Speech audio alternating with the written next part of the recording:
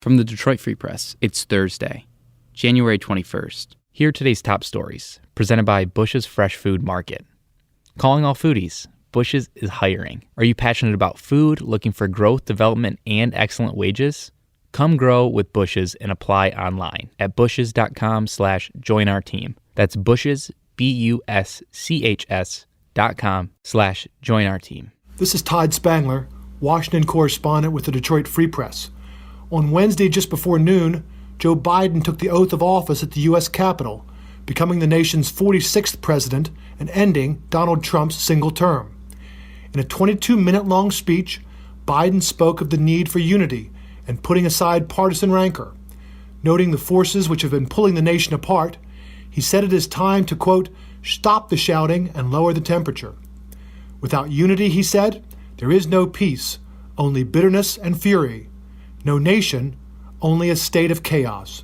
He was sworn in not far from where pro-Trump supporters 2 weeks ago stormed the Capitol, trying to keep Congress from certifying the November 3rd election for Biden.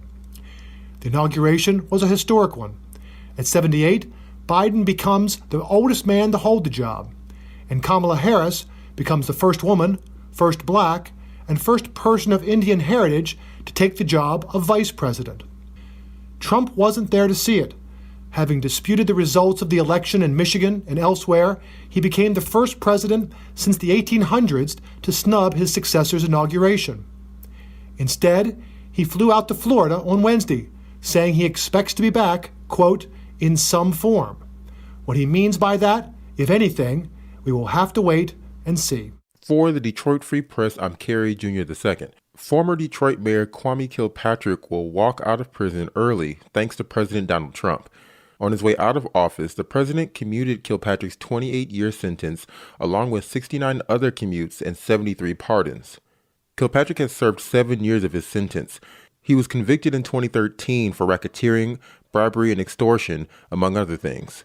After resigning in September of 2008, Kilpatrick said he would return to the city. We fall, but this city always gets up. And I want to tell you, Detroit, that you done set me up for a comeback.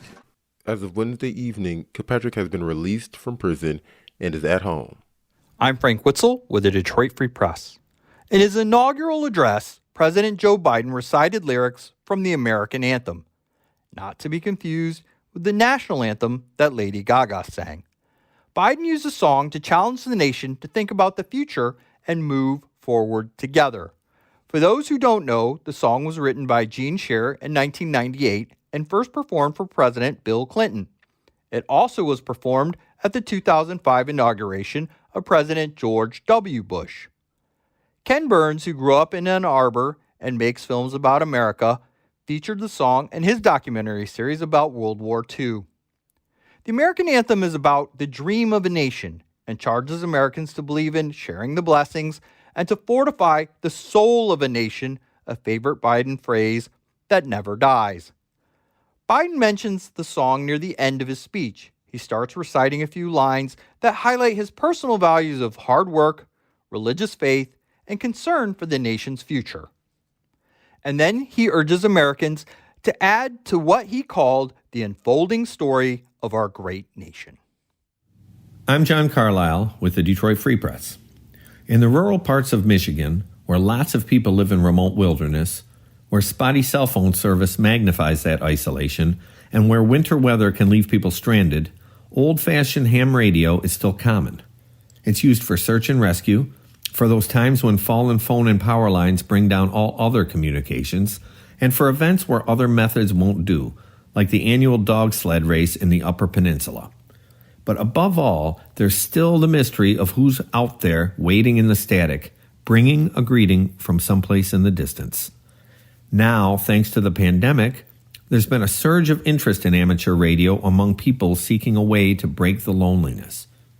For those cooped up at home right now, ham radio remains one of the few safe ways to make contact with other human beings, especially strangers.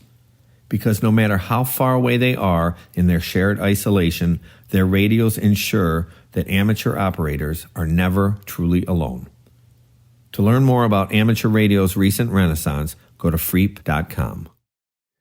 I'm Kirkland Crawford with the Free Press Sports Department, and it became official on Wednesday. The Lions have a new head coach. His name, Dan Campbell, the former NFL tight end who was actually on the Lions' 0-16 team in 2008, is the new man in charge, coming to Detroit after holding down an assistant coach position with the Saints. Dave Burkett breaks down what made Campbell the man for the Lions. I guess the biggest quality in Carlos, is just that leadership of men sort of thing, right? Like we've talked about it before. I know it's sort of cliche, but this is what the Lions wanted. It's no surprise, I guess, that Chris Spielman leading this search led them down that direction. He certainly checks off that box in a major way when you talk to people that have played with him or played for him.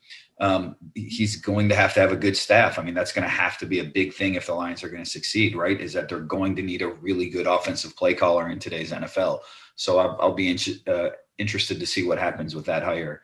But, I think I'm not writing this thing off as, this is the Lions making another silly decision. I'm certainly not saying they've hit home runs with both these hires, but I do, think that the process that led them here, the boxes that they wanted checked off, these guys both fit those bills in the respective positions. And for that reason, maybe they have a chance to have some success.